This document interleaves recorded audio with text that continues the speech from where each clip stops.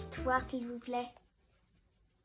Notre histoire se passe à Paris en 1920, juste après la Première Guerre mondiale. 4 musiciens se retrouvent un peu par hasard pour animer des soirées dansantes dans un café. Et ils ont chacun une histoire un peu particulière. L'un revient des tranchées, il a fait la guerre, il y a perdu un bras. L'une est une Anglaise qui échappe à un mariage forcé voulu par son père, un lord formidable. L'autre est un Russe qui arrive de son pays avec un piano après avoir traversé l'Europe. Et en dernier, il y a une Américaine qui elle aussi arrive à Paris avec un piano et qui a des soucis avec l'empereur de la saucisse new-yorkaise. Voilà, alors l'histoire, c'est une histoire d'amitié, une histoire de rencontre et une histoire de musique entre tous ces personnages qui vont ensemble monter une école de musique, avoir des élèves et puis rapidement s'apercevoir que leurs élèves n'ont pas toujours le bon instrument et donc mettre au point un système pour fournir à leurs élèves les plus talentueux des instruments qui leur permettront d'exprimer leur talent. Surtout, je tiens à te rassurer, mon petit Honoré, ce n'est pas trop long, il n'y a pas de trop longue description, et j'espère qu'on ne s'ennuie pas une seconde. Pour qui est cette histoire? Faut-il être musicien pour aimer cette histoire? Alors mon petit Ludwig, je tiens à te rassurer immédiatement, non, il ne faut pas être musicien pour lire cette histoire, ni pour l'aimer. D'ailleurs, la meilleure preuve, c'est que moi, je ne sais pas lire une seule note de musique. Maintenant, la musique, c'est quand même quelque chose qui rassemble les gens, et dans mon histoire, elle rassemble les personnages principaux, mais j'espère quand même que le lecteur de mon livre aura un petit peu de musique dans la tête quand il va le lire, et peut-être même à la fin un peu les pieds qui bougent, parce que c'est une époque où le jazz arrive, où la musique bouge un petit peu différemment. Donc voilà, j'espère que mon lecteur aura quelques petites mélodies dans la tête à la fin de cette histoire. Aimez-vous Brahms? Alors, ma chère Françoise S., en fait, c'est une très bonne question. Aimez-vous Brahms? C'est une très bonne question, mais je dois te répondre que je ne connais pas du tout Brahms. Je suis sûr que c'est un garçon très sympathique, mais je peux vraiment pas te dire ni que je l'aime, ni que je le déteste, parce que je connais pas du tout Brahms. Quel message voulez-vous transmettre avec cette histoire? Alors, mon petit Karl, je tiens à te rassurer, je n'ai aucun message à faire passer. C'est pas du tout mon but. Moi, mon but, c'est de distraire mon lecteur, de l'amuser, de le faire rire, de le faire lire, de lui donner envie de prendre le livre suivant. Et vraiment, c'est ça. C'est moi, ce qui me plaît, c'est de faire rire un lecteur, de l'entendre rire et de savoir qu'à la fin, il dira ah, est-ce qu'il y a un tome 2. Voilà, ça, c'est une chose qui me plaît. Mais moi, j'ai pas de message à faire passer. Désolé, Karl. D'où est venue l'idée? Sigmund et Françoise, l'idée, elle vient, en fait, c'est un peu comme dans le livre. Dans le livre, les musiciens volent en quelque sorte des instruments qui ne servent pas pour les donner à des gens qui en ont besoin. Mais moi, mon histoire, je l'ai un peu volée aussi. Je l'ai volée à ma fille qui ne s'en servait pas. Donc je me suis dit que moi, j'allais en faire un livre. En fait, cette histoire, elle me la racontait quand elle revenait de l'école, le soir, la fin d'après-midi. Et on goûtait dans la cuisine. Et pendant ce temps-là, elle a commencé à imaginer cette histoire de voleur de piano. Donc c'est un peu comme ça que l'histoire est née, sachant qu'elle-même joue de la musique, elle fait du violon. Et donc, un jour, je me suis dit, tiens, je vais lui voler l'idée, et je l'ai écrite, un petit peu développée, arrangée, imaginé d'autres personnages, et c'est comme ça qu'est née cette histoire. Donc, un peu comme mes héros, je suis moi aussi à ma façon un voleur, mais de toute façon, je crois que quand on écrit, on est toujours un peu voleur, parce qu'on se sert toujours un peu de ce qui nous entoure, des histoires des uns ou des autres, et on prend tout ça pour faire notre propre histoire. Y aura-t-il une suite? Mais bien sûr, il y a une suite. La suite, elle est déjà écrite. Elle s'appelle Un concert dans le ciel et elle sortira en septembre.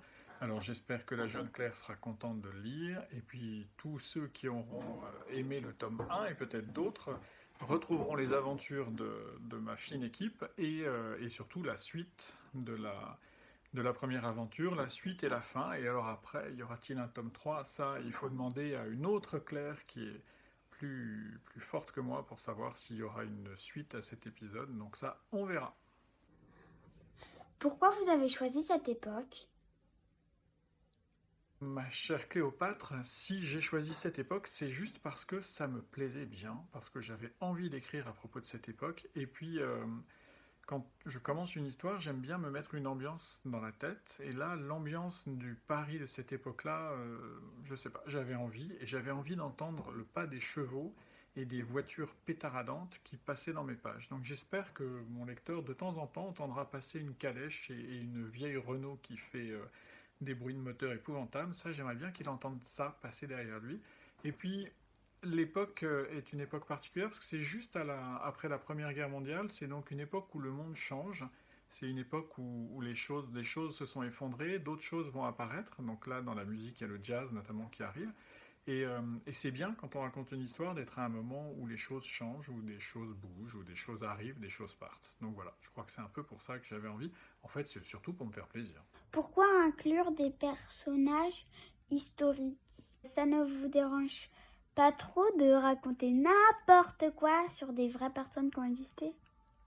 Alors non, Vladimir, ça m'embête pas du tout d'utiliser des personnages historiques, ça m'embête pas du tout de m'en servir comme personnage de mon histoire, et ça m'embête pas du tout non plus de raconter des choses qui sont pas vraies, parce que mes livres, c'est évident je crois pour tout le monde, ne sont pas des livres historiques, ce sont des livres pour s'amuser, et donc si j'utilise par exemple la sœur d'un célèbre Vladimir qui vivait à Moscou à ce moment-là, qui était occupé à faire la révolution, si j'utilise cette sœur qui a vraiment existé, hein, là, mais si je l'utilise pour faire autre chose à Paris, c'est pas grave du tout, c'est juste pour m'amuser.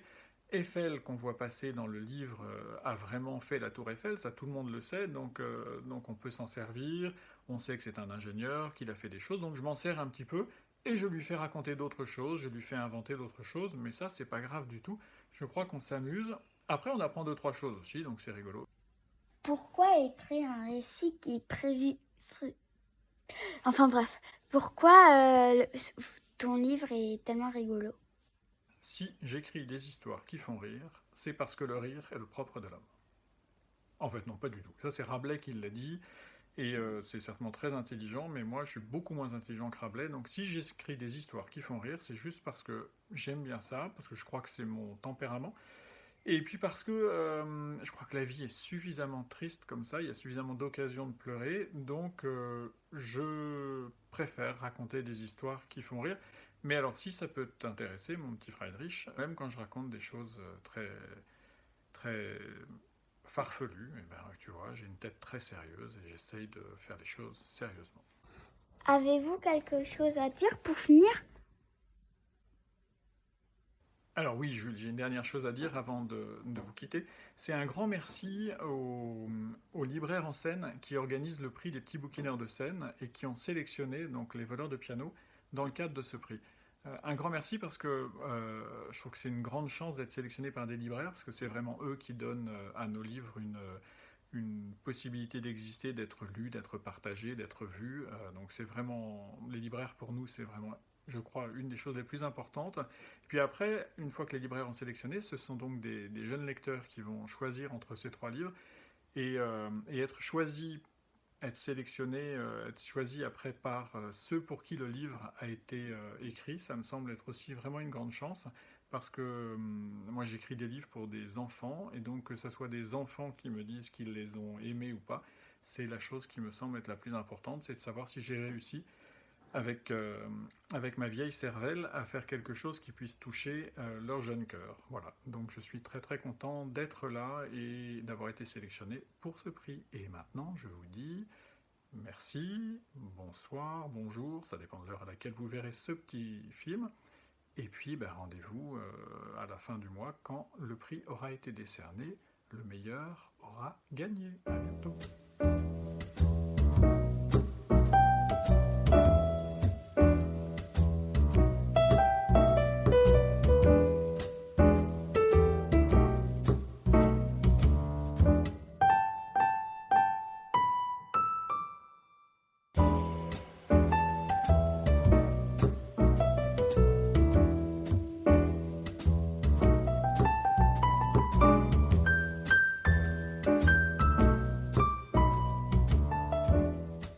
Merci pour le livre qui était très rigolo, merci.